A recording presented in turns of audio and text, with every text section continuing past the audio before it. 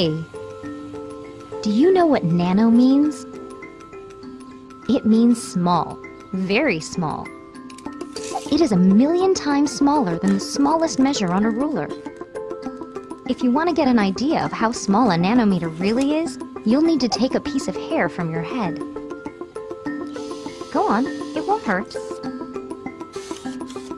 Got it. Now take a good close look at that strand of hair. Not much to look at, is it? If we were to shrink you down, smaller than the smallest thing you can see with the naked eye, you will find that your piece of hair starts to look a lot more interesting. You are now about the size of a red blood cell. Your strand of hair is a massive tree compared to you. Even at this size, you're still about 1,000 times too big to be considered nano. To get you down to the nanoscale, we will have to shrink you to about 100 nanometers tall. Hey, where are all the lights? You are now smaller than the wavelength of visible light. You are practically invisible.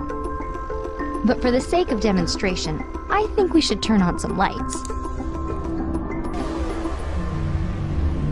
At this size, the red blood cell is 1,000 times bigger than you are. It is like an enormous stadium. Welcome to the nanoscale. You could probably hold a common cold virus in your hands quite comfortably now. The rhinovirus is only about 30 nanometers across and is nearly impossible to see next to the red blood cell.